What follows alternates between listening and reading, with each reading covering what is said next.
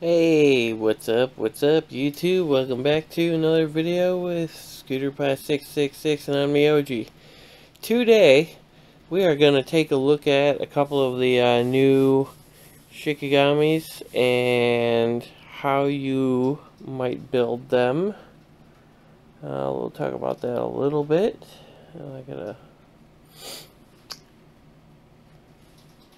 And then...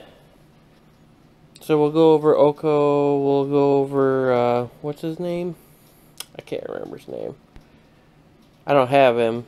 Hozuki. But we are going to talk about him a little bit and how to build him. And then, I don't know, we might talk about the other girl too. I can't think of her name.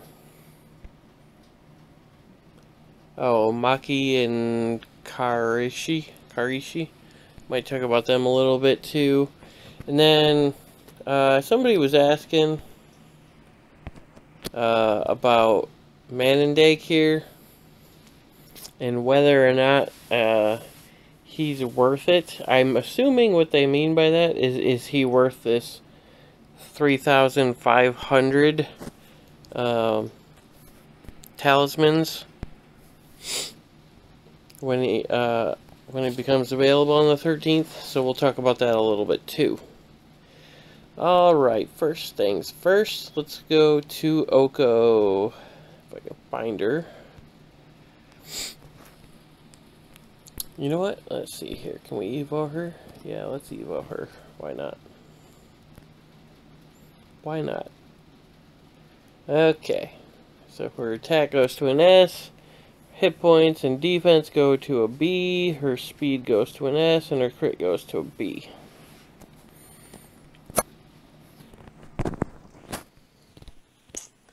Alright. She don't look too bad. Wow. Alright, let's look at her skills. Skill number 1.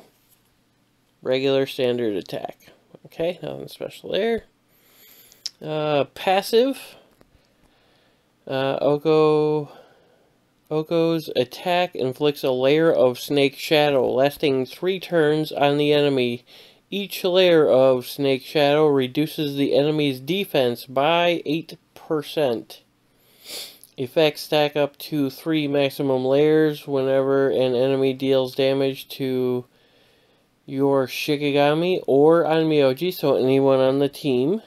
Oko has a 25% chance of launching a counter strike, a normal counter strike. So, that automatically makes her good on a counter team, in my opinion. So, in fact, I'd say that's probably the best way to use her is on a counter team. But let's look at her third skill. Oko summons Snake Force to attack one enemy, dealing damage equal to 180% of her attack. Each layer of Snake Shadow inflicts extra damage equal to 40% of her attack. Inflicting 3 layers of Snake Shadow on the enemy also causes them to be dazed for 1 turn.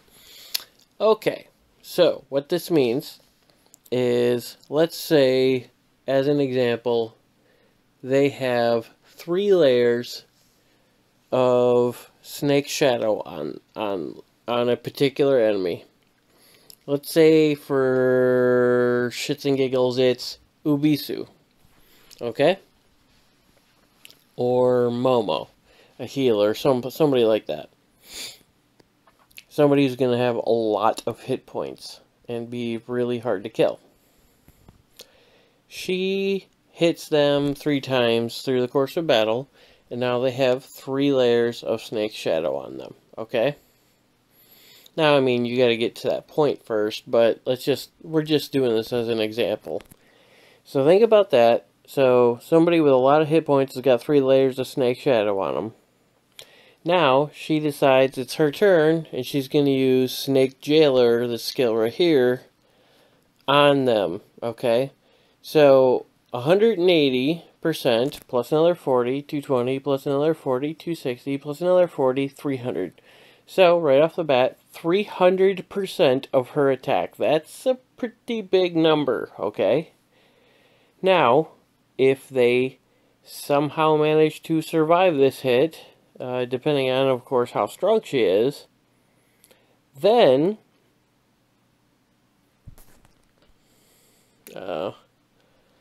okay, sure, why not? Then, if they have the 3 layers of Snake Shadow on them, you're going to have to... yeah, what was that about? I don't know. I'm not sure what that was about. Anyways, then, even if they do survive, they're going to be dazed, okay? So, I mean, that's pretty useful, right? So she's good on a dazed type team. But, I mean, I'm a dazed type team. Jesus. What the hell am I talking about?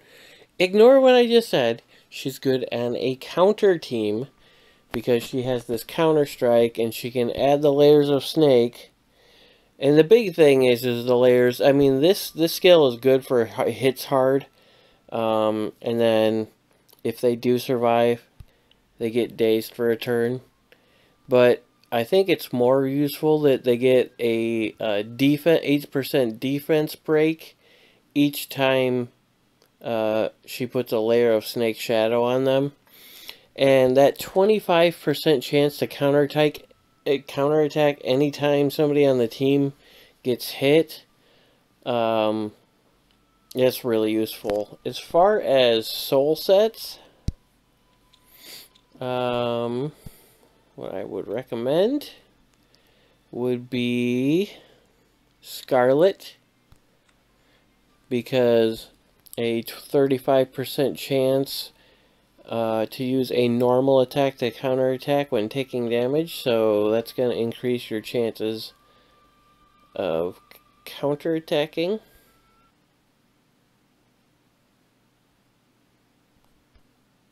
Oh yes. Okay, so the other option is Dice Sprite, counter one random target with a normal attack when resisting effects. This normal attack deals 50% more damage. So that's the other potential option, is Dice Sprite, although I'm pretty sure I would recommend Scarlet.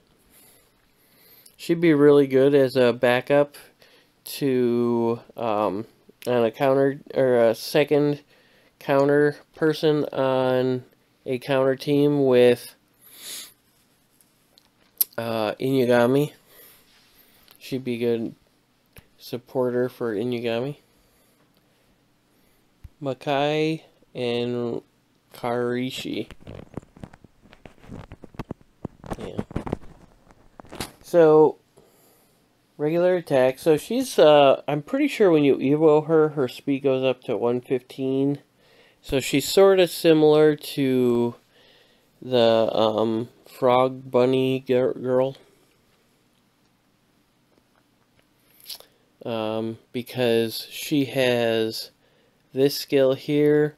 When it's max skilled, she increases the move bar by 25% and heals heals the team by 10%. So she's got a little bit less of a move bar increase, but she also has a heal that goes along with it, and it only costs 2. So if you're going to run, and she would be really useful on a double pull team, where you have Kamatachi or the frog bunny girl. I can't think of her name for some reason.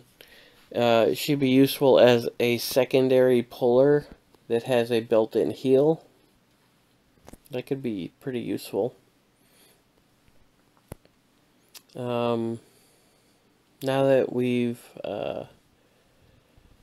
the other thing is she has a 30% chance of taking only half damage. So, she makes her a little bit harder to kill. So that's pretty interesting too. I'm probably not going to use her, but she'd be good for a secondary puller,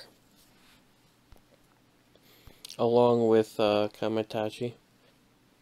He's in here. So we can look at his skills over here. You can see I actually used him a little bit. Maybe not. I don't know why his stats look like I used him a little bit. Let's see. So his skills are, first one. So he's pretty cool. He's one of the few people who has a double hit attack on his first skill. He hits twice. The first hit is 30% and the second hit is 70%. So that's pretty cool. Oops, wrong button. And then his passive, he has a 22% chance plus effect hit of inflicting daze on a target for 1 turn. So, that's every time he deals damage. And he is guaranteed to land a critical hit on a unit who is inflicted with daze.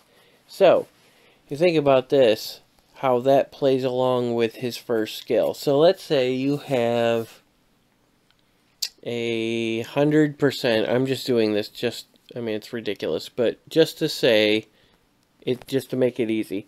Let's say you have a 100% effect hit, okay? Which would make you have a 44% chance to inflict daze every single time you hit. And then, I do that every time. You use your first skill that costs 0 orbs, and you attack twice. Right? So you do 1 attack, but it hits 2 times. The first time it hits only does 30% damage, but let's say on that hit, you then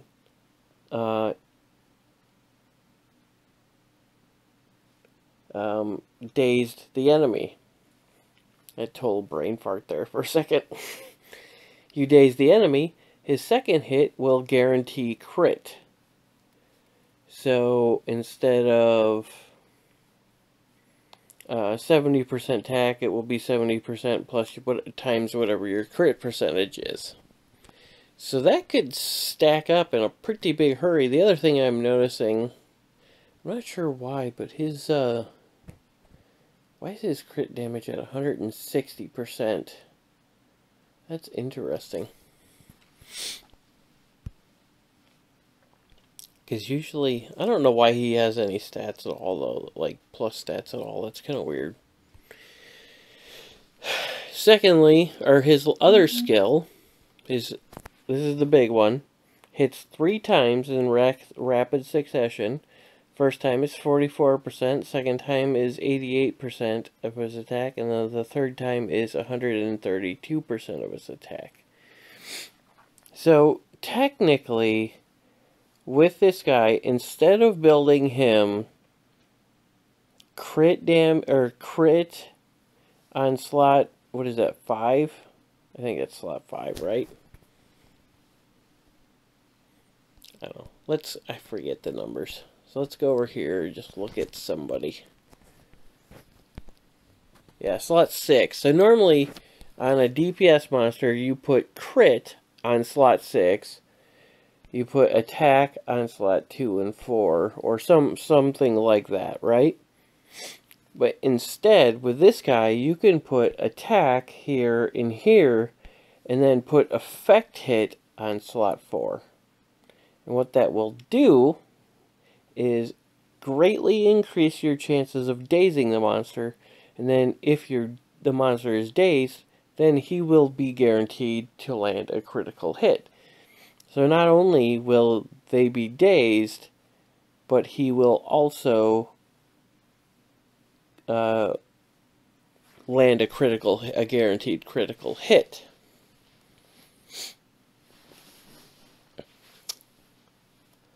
So that's pretty interesting. The other thing is if you can get crit, or excuse me, effect hit without putting it on this spot and just getting really good sub effect hit stats, then you could put attack on all 3 slots and hit really hard if you wanted to, because you could hit, oh boy, hard like that. Or you could, I mean, you could put crit damage here. That's probably the best way to go. Crit damage and attack effect hit. Because wow, that'd be something. As far as soul sets for him, let's see here. What would I put on him? Let's go back here.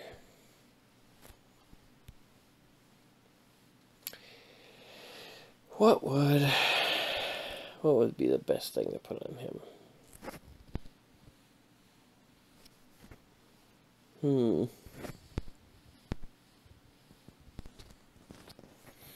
So, soul sets on him, because of his multi-hit, Seductress is a good way to go, just because of the extra hits. Although it would be kind of weird to have low crit percent with Seductress. It would be really strange to me. Although he does a guaranteed hit if they are dazed. So, you're going to want effect hit. So I would say a 4-piece Seductress and then like a 2-piece effect hit. You could go with that, or you could go with, what is it, Azure Basin? I don't know where it is. I can't seem to find it right now. There it is. Azure Basin. Something with effect hit. So Seductress effect hit would be one way you could go. He's kind of versatile in some ways. I mean, you could put some CC stuff on him, but again, he's single target, so that's probably not the best way to go. You know, you don't have to do the effect hit either. You can do it without that. You can just give him attack bonus. I don't know that I would really put him on counter, although it would be interesting to have him on counter because his first skill hits twice. So that's kind of cool, actually. Give him effect hit with counter.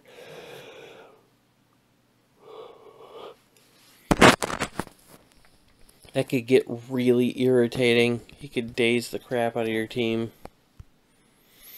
So there's that. And then, so okay. Let's go back to the courtyard. Go back to the shrine.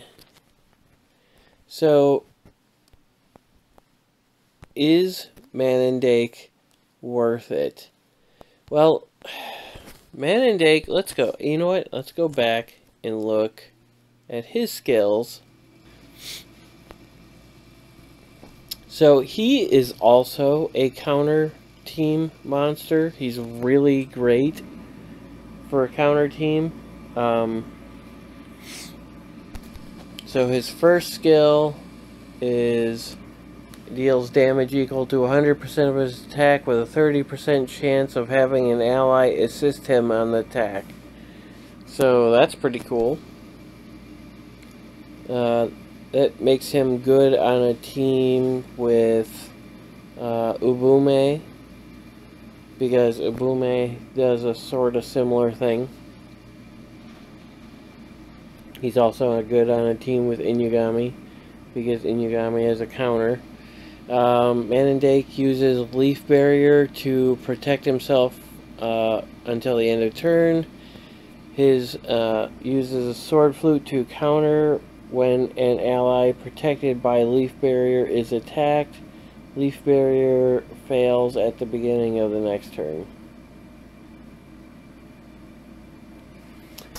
So that's kind of confusing because it makes it sound like he only uses it on himself, but then it says whenever somebody who has someone who has leaf barrier is attacked, whenever an ally. So does he use it on the whole team? I think he uses it on the whole team, and that's a passive. So he will counter anytime somebody with leaf barrier is attacked. So that's like a crazy counter.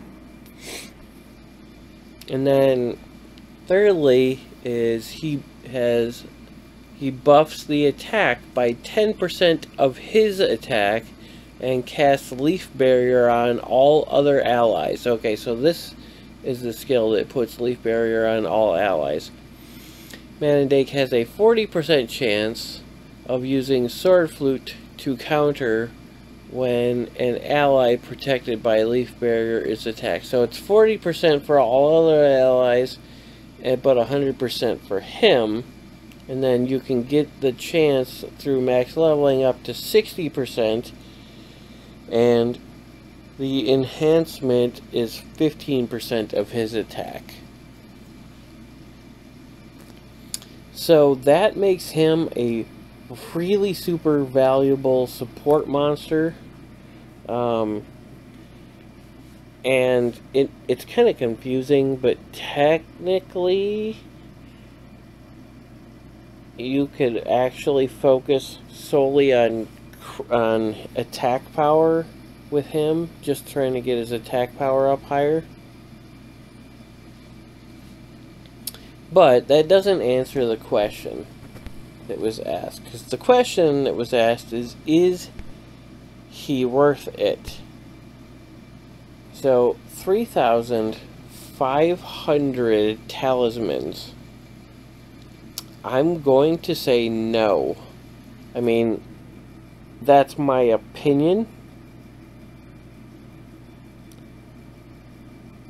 For me, personally, no. 3,500 is too much. I can see, though, how people are like, well, he's kind of rare. He's kind of hard to get a hold of. I want to have him because I don't know when I'm going to have a chance to get him again. If you have the talismans, yeah, sure. Oh, excuse me. But that's not the way I would go. I'm not going to do it. Okay, and then lastly, let's come over here to the news. So in like another hour or so, there's going to be an update. So there's a couple of things coming with the update. First, so I read this earlier. It is definitely confusing, and we're going to have to wait and see what it comes out with. But I'm not sure exactly how this is going to work. So there's a new boss, Odoroko, that appears in demon encounters. So when you're doing the demon, the daily demon encounter, that's like from, what is it, 5 to 10 Eastern Standard Time, 1700 to 2200 Eastern Standard Time. There's a boss that can appear in there. I don't know if he appears every time for sure, or he might appear. I'm not quite sure. In the demon encounter, Odoroko is an assembly boss invading the real world. When Odoroko is discovered in a demon encounter, players have 3 to 6 minutes to assemble in the lobby space to prepare. So I think this is a guild thing. No players can join once the battle has begun. Odoroko summons soldiers to help him fight at certain stages based on a certain amount of damage taken, and he has 3 stages. Stage 1, he resurrects 5 fallen soldiers. So it seems really similar to the Kirin's guild battle boss. Kirin's the Monday through Thursday guild battle boss that's like from, what is it, 7 to 9 or something like that, where like all of a sudden he'll resurrect 5 soldiers to protect him, except these are a little different. He gets damage reduction, not complete. I think it's not complete 100%, can't be damaged when they're there, but I could be wrong. One of the soldiers is special. Players can deal extra damage to him with normal attacks and only reduced damage with skills. Okay, so there's one of them in particular that will take more damage from normal attacks and less damage from skill attacks.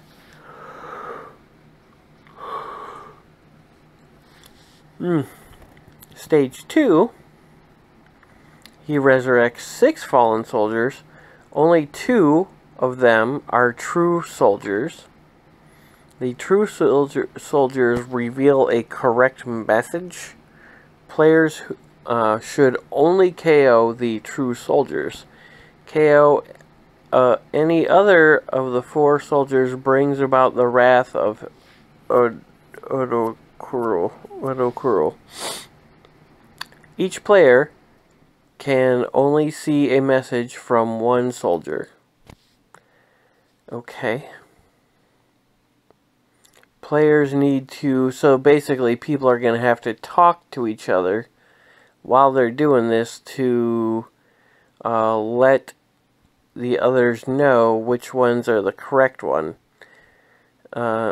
based off of the message received. If the message begins with report, it contains information from the scattered note scroll. If the message begins with battle, it contains information about the rules of the current stage. Does any of that make any sense to you guys? I got nothing. One thing's for certain, NetEase needs to work on their communication skills. Because I don't know what the F they talking about here. Alright, stage 3. Odokuro resurrects 5 more fallen soldiers to fight for him. Odokuro receives reduced damage as long as the soldiers are present. 5 soldiers were once a band of brothers and are united as one. KOing any one of the soldiers enrages the other soldiers. So you want to kind of kill them all at the same time. Affected by Odokuro's strong power, the visuals of the fields summoned by Shikigami are less magnificent. What the hell does that mean? Like, seriously. I'm going to read this again, and you guys tell me if any of this crap makes sense. Because it doesn't make sense to me. Okay, ready? Affected by Odokuro's strong power, the visuals of the fields summoned by Shikigami are less magnificent, but the effects remain the same. What? So you're telling me you changed the visuals of the Shikigami's skills to make them look less impressive solely for fighting this guy? Really? Okay, I guess. Weird. And then there's this other thing, boss defense. I don't know what that is either. Every Saturday from 10 a.m. until 11 Eastern Standard Time, the leader and officers can set the difficulty of the boss defense of the week. The higher the difficulty, now I'm not sure, is that related to the Kirins? I don't know. So you can set, once a week they can set the boss defense difficulty for the week. The higher the difficulty, the more challenging the boss. The better rewards. The boss is defeated. Difficulty limit is based on guild level, blah blah blah. So I'm not sure if that's just, if they're talking about the Kirin with that, or if they're talking about this Odokuro, or what that means. Also, starting tomorrow, after the maintenance, there's a new event until April 17th, Exploration Monster Bonus Up. So you know how like when you go in an exploration zone, and there might be like a little coin, or an experience flag, or the little red Daruma circling every one of the monsters. So basically, during the event time, they're all gonna have 2 things floating around them instead of just 1. So it just makes exploration zones a little bit more attractive. Not a super big deal. And then Hitosume skin will be available. So if you have Hitosume, you might check out that skin, see if you like it or not. And they fixed a couple of bugs. It looks like they fixed some language stuff. And they finally fixed that problem with players buying soul boxes and not actually having any display of what was not actually being displayed. So that's good, because that was kind of annoying, because you'd go in and exchange your soul box and not actually see anything, and not really know what soul it was that you got, and he'd have to go over and like look around, try to figure it out. So glad they're fixing that. Alright, anyway, I think I babbled long enough for today, and I'm kind of tired, and maintenance is coming soon, so I'm gonna let you guys go. You guys take it easy, have a good one. Don't forget to subscribe.